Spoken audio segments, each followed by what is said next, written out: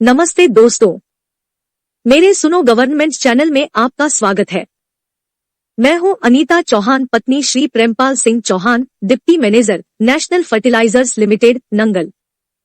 आज के वीडियो में एम्प्लॉइज पेंशन स्कीम से संबंधित एक नई जानकारी देने के लिए मैं आप सबको मेरे हस्बैंड श्री प्रेमपाल सिंह चौहान से मिलवाती हूं, जो इस विषय के जानकार है। तो चलते हैं।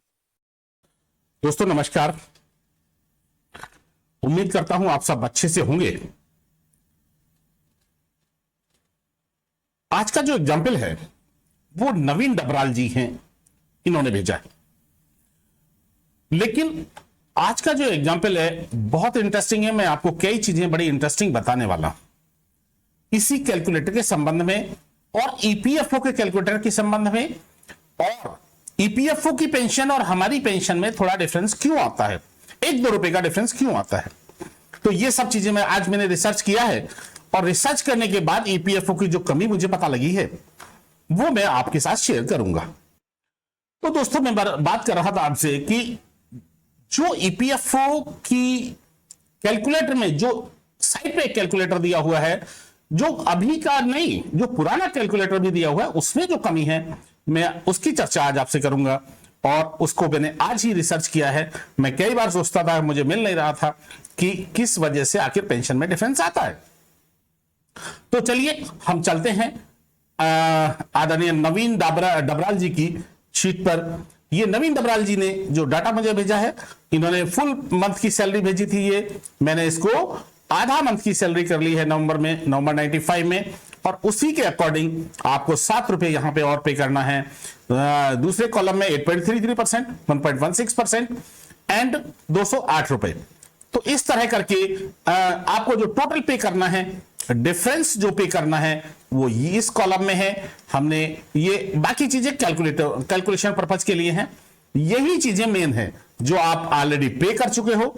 और ये 1.16%, जहां 15,000 से ज्यादा बेसिक हो जाएगी वहां पे ये 1.16% लागू होना शुरू हो जाएगा। तो इस तरह हम ये कैलकुलेट करेंगे कि पूरा हमें कितना पैसा देना पड़ेगा और कितना पैसा। तो सबसे पहले हम वहां जाएंगे इनके लास्ट कैलकुलेशन में, जहां पे आप रिटायर हो रहे हैं। सबसे पहले हम उस पॉइंट को समझने का प्रयास करेंगे, यहां इस पॉइंट को समझने का प्रयास करेंगे और फिर फाइनल कैलकुलेशन पे आएंगे। तो यहां पे 15 जुलाई को आप जून 30 को आप रिटायर हो रहे हैं, और जून 30 का जो पैसा होगा वो जुलाई में जाएगा। इसलिए हमने जुलाई में पूरा का पूरा पैसा जाएगा, इसलिए इस कैलकुलेशन को जुलाई में लिया जाएगा। यदि आप भी खुद कैलकुलेट करें कभी भी, तो उसको अगले मंथ में ही लें। जैसे मान लीजिए इसमें है, मान लीजिए रिटायरमेंट 15 जून को भी होता या 2 जून 4 जून को भी होता, तब भी ये आपको जून का अमाउंट लेना पड़ता। वो जून का अमाउंट महीने के एंड में काट के अगली जुलाई में 15 जुलाई तक ईपीएफओ में सबमिट करना होता है एज पर रूल। इसीलिए पूरा का पूरा जून महीने का जो पैसा है वो जुलाई में यहां जमा होगा, इसीलिए जुलाई को हमने यहां लिया है। तो जब हम ये देखते हैं कि यदि उसी समय हिसाब किताब हो रहा होता तो हमें कितना पैसा जमा करना पड़ता, यानी नवीन डबराल जी को कितना पैसा उस डेट में जमा करना पड़ता। उस डेट में जमा करना पड़ता आपको 2,02,320 रुपए मूल अमाउंट, और विद इंटरेस्ट 3,40,134 रुपए। तो 3,40,134 रुपए आपको 2015 में जमा करने पड़ते, लेकिन 2015 में तो हम जमा कर नहीं रहे, हम तो आज जमा करेंगे। आज जमा करेंगे मतलब हमने अपने कैलकुलेटर में एक कट ऑफ डेट रखी है, वो 30 जून की रखी थी। अब हम उसे अगले महीने की भी रख सकते हैं। आगे से हम चूंकि 30 जून तक हिसाब किताब नहीं हुआ है, तो अगले 2 महीने तक हम मान के चलेंगे। अगले एग्जाम्पल से हम, अभी तो मैं कंप्लीट कर चुका हूं इसलिए चेंज नहीं करेंगे, अगले एग्जाम्पल से हम इसे 31 जुलाई या 31 अगस्त तक का ले सकते हैं। तो ये पैसा जो जमा करना है वो रिटायरमेंट के दिन जमा करना है। अब वहां हमने जमा नहीं किया, तो जो भी rate interest declared by EPFO है उस इंटरेस्ट के साथ में हमें इस पैसे को जमा करना होगा। अब हम आते हैं लास्ट में मतलब आपकी आज की डेट में। आज की डेट में यानी 30 जुलाई 30 जून तक हमें ये पैसा लेकिन 30 जून तक इंटरेस्ट देना है। हाँ, मैंने 31 तक का इसमें इस महीने में चूंकि एक महीना ज्यादा हो रहा है तो मैंने 31 जुलाई तक का ही, जून का पैसा जुलाई में जमा करना होगा तो जुलाई तक का इंटरेस्ट इसमें लिया है। हालांकि जुलाई का पैसा जमा नहीं करना, लेकिन जुलाई 31 जुलाई तक का आपको पूरा पैसा इंटरेस्ट देना पड़ेगा। तो 31 जुलाई तक का हमने पहले से ही लिया हुआ है। तो 31 जुलाई तक यदि हम मान के चलें कि आपका ये पूरा हिसाब किताब होता है तो आपको 6,51,008 यानी 8 रुपए आपको इतना पैसा जमा करना पड़ेगा ईपीएफओ में विद इंटरेस्ट। इसमें आपका मूल उतना ही है, 2,02,320 2,02,320 ये आपका मूल है। मूल अमाउंट नहीं बढ़ा है आपका, क्योंकि उस समय से आपको सिर्फ इंटरेस्ट देना है, मूल तो आपको देना नहीं है, आप रिटायर हो चुके हैं। तो आपको 6,51,008 रुपए आपको जमा करना है। अब हम आते हैं आपकी समरी पे। समरी में आज समझने वाली बात यह है कि हमने जैसी पॉइंट आएगा तो मैं बताता हूं आपको। 1 जुलाई 1957 आपकी डेट ऑफ बर्थ है। 17 फरवरी 83 को आपने ऑर्गेनाइजेशन ज्वाइन किया था। 16 नवंबर 95 को ये हमारी स्कीम लागू हुई। 13 साल आपके एफपीएस में होते हैं। देखिए, ये कैलकुलेशन बहुत महत्वपूर्ण है। जब तक आप इन कैलकुलेशन को नहीं करेंगे तब तक आप निष्कर्ष पे नहीं पहुंच सकते, तब तक आप अपनी एग्जैक्ट पेंशन नहीं निकाल सकते। तो जब हम इनके एग्जैक्ट दिन निकालते हैं तो एग्जैक्ट दिन 30 जून 2015 तक, 16 नवंबर 95 से 30 जून 2015 तक होते हैं 7166, यानी 19 साल, लगभग 5 महीने से ज्यादा, 7-8 महीने हो जाएंगे। 6 महीने कंप्लीट और 1.5 महीना पीछे, मतलब लगभग 7.5 महीने। तो यहां 19.6 आता है। तो जब आपके 19 साल, 19.5 साल से ज्यादा हो जाते हैं तो आपको 2 साल का, उसको 20 काउंट किया जाएगा और 2 साल का बेनिफिट मिलेगा। लेकिन यदि किसी के 19.5 साल से कम है, भले वो एक दिन भी कम है, तो उस व्यक्ति को 2 साल का बोनस नहीं मिलेगा। तो आपको, आपके चूंकि 19.5 ईयर से ज्यादा है, लगभग 1.5 महीने ज्यादा है, इसलिए इनको बेनिफिट मिलेगा। तो ये लेस देन 20 साल के लिए जो हमारा टेबल का पॉइंट है, टेबल बी, यानी एफपीएस फैमिली पेंशन स्कीम की मैं बात कर रहा हूं, उसका जो पॉइंट है 4.485 है आपके लिए। और जो आपके लिए अप टू 11 इयर्स अमाउंट होता है 85 रुपीज, एंड अप टू यदि 11 साल से, 12 साल से लेकर 15 साल तक है तो 105 रुपए है। तो 105 और 4.85 को मल्टीप्लाई कर देंगे तो आपकी जो पुरानी पेंशन आती है वो 471 रुपए आती है। एफपीएस यानी फैमिली पेंशन स्कीम के अंतर्गत आपको 471 रुपए की पेंशन ताउम्र मिलेगी। अब आते हैं हम 95 के बाद। तो 95 के बाद हमने 30 जून 95 तक आपके दिन कैलकुलेट किए 7166 और 7166 और 2 साल का आपको बोनस मिलेगा तो 730 दिन आपको और मिलेंगे। टोटल डेज हो जाएंगे 7896। और जब हम आपकी न्यू पेंशन कैलकुलेट करेंगे, आपकी जो बेसिक आती है वो 30,790 रुपए आती है। क्यों? क्योंकि आपकी एग्जैक्ट 30 जून को आप रिटायर हो रहे हैं तो पूरे महीने का लिया जाएगा, यानी पूरे 60 महीने का जब हम लेंगे तो आपकी जो पेंशन एवरेज सैलरी आती है वो 30,790 रुपए आती है, 30,790। तो इस तरह आपकी जो टोटल पेंशन बनेगी वो बनेगी 9,986 रुपए। आपकी जो न्यू पेंशन बनेगी, रिवाइज पेंशन बनेगी, वो 9,515 रुपए बनेगी और टोटल 471 को करने के बाद में आपकी पेंशन बनेगी 9,986 रुपए। अब हम आते हैं, हमने ये चीजें कैलकुलेट कर ली, इसमें थोड़ा सा डिफरेंस आ सकता है, उसका कारण मैं अभी बता रहा हूं आपको।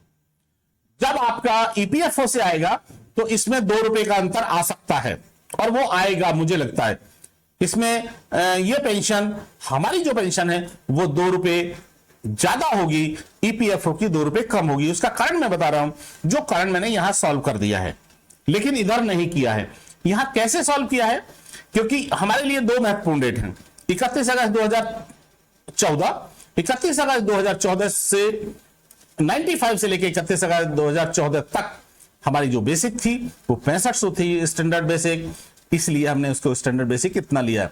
और 1 सितंबर 2014 के बाद जो हमारी बेसिक एवरेज बेसिक आती है वो 7917 आती है आपकी। 7917 कैसे आती है ये भी मैं बताऊंगा आपको कि इसकी अपनी एक टेक्निक है कैलकुलेट करने की, कि आपने कितने महीने 31 अगस्त 2014 से पहले जितने महीने भी आपने ईपीएफ उसमें काम किया है तो 6500 बेसिक लेनी होगी, और उसके बाद आपकी 15000 बेसिक लेनी होगी। जब हम 15000 बेसिक लेंगे तो ये 15000 बेसिक लेंगे, और जब हम इसको टोटल का एवरेज निकालेंगे 60 महीने का तो ये 7900 समथिंग जितना भी है जो मैंने अभी बताया आपको उतना आता है। तो 7917 रुपए 7917 रुपए आता है। लेकिन जो मैं आपको एक चीज बताने वाला था कि ईपीएफओ कहां गलती कर रहा है। जब आप किसी भी कैलकुलेटर से आप एक्सेल सीट में यदि कैलकुलेट करना चाहते हैं डाल के देखिए, गूगल पे डाल के देखिए, जब आप यदि 16 नवंबर से 31 अगस्त तक के दिन निकालते हैं तो वो 6863 डेज ले आते हैं, यानी 6863 दिन आते हैं। जबकि ईपीएफओ इस दिन को 6856 दिन लेता है। जितने भी कैलकुलेटर हैं ईपीएफओ के वो 6856 दिन, यानी ये 5 दिन कम लेते हैं। अब क्यों लेते हैं ये मेरी भी समझ से परे है, क्योंकि मैंने एक्सेल सीट में डाल के कैलकुलेट करके देख लिया, गूगल पे कैलकुलेट करके देख लिया, गूगल पे जितने भी कैलकुलेटर मुझे मिले, यदि आप 31 अगस्त में से 16 नवंबर 95 की डेट को घटाएंगे तो आपके 6863 डेज आते हैं। लेकिन इन्होंने 6856 क्यों लिया है ये मेरी समझ से परे है, और इसी से इन्होंने पेंशन कैलकुलेट की है।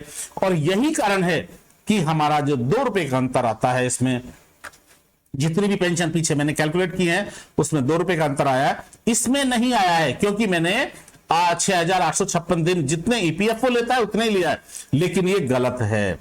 यदि मैं आपको अभी दिखाना चाहता हूं, ये 6863 डेज है। ये देखिए मैंने यहां पे फॉर्मूला डाला हुआ है, यानी 16 नवंबर 95 31 अगस्त 2014 में से यदि मैं 16 नवंबर 95 घटा दूं तो ये दिन कैलकुलेट करके दे देता है। एक्सेल सीट ही वो आती है 6863 डेज। मैंने और भी कैलकुलेटर से देखा उसमें भी इतनी ही आती है। तो इसलिए ये जो 5 दिन कम लेता है, ये 5 दिन कम क्यों लेता है ये हमारी समझ से परे है। लेकिन यदि हम ईपीएफओ द्वारा बनाए गए दिन 5 दिन लेते हैं तो हम उस प्रकार से ही कैलकुलेट करेंगे तो हमारी, जैसा मैंने पहले कई बार बताया है कि पुरानी जो हमारी जो पेंशन है वो 4 पार्ट में कैलकुलेट होती है। एक पार्ट 95 से पहले का जो फैमिली पेंशन स्कीम है जो हमारी 471 रुपए आई। दूसरा पार्ट 95 से लेकर 2014 तक का जो हमारी 1740 रुपए आई, और इसमें भी हमने वही फॉर्मूला यूज किया है जो फॉर्मूला यहां पे लगाया गया, pensionable salary into service days divided by 365 divided by 70। तो इस तरह 1744 दिन हो गए। और जो आपके 1 सितंबर 2014 के बाद के दिन है वो है 302 दिन, यानी 1 साल भी पूरा नहीं है आपका। तो इसलिए इसकी पेंशन बनेगी मात्र 94 रुपीज, और जो 2 साल का बोनस मिलेगा उसकी पेंशन बनती है 186 रुपीज। और यदि मैं इन सब को जोड़ दूं तो मेरी पेंशन कैलकुलेट होकर आती है 2495 कैलकुलेट होके आती है। और 2495 ही जैसा इन्होंने नवीन डबराल जी ने मुझे बताया, इनकी पेंशन भी 2495 ही मिल रही है इनको। तो यानी आप समझ सकते हैं कि मेरी पेंशन और इनकी पेंशन में आज पहली बार 1 भी रुपए का फर्क नहीं आया है जो मैंने कैलकुलेशन की है और जो ईपीएफओ कैलकुलेट करता है। लेकिन यह गलत है, क्योंकि यदि मैं अभी आप देखो, मैं आपको अभी बताता हूं कि यहां पे यदि मैं 6863 जो एग्जैक्ट डेट देते हैं तो मेरे फॉर्मूले के हिसाब से 686 डेज होते हैं, तो ये पेंशन 1 रुपए घट गई। हमारी जो पेंशन है वो 1 रुपए घट गई। यानी दिन बढ़ गए, जैसे जैसे दिन बढ़ेंगे आपके सर्विस डेज दिन दिन बढ़ेंगे, 365 से डिवाइड होंगे, तो ये आपकी ₹1 पेंशन घट गई। इसी और जो इनकी आती है तो इसीलिए ये नहीं, मैंने गलत लिखा है,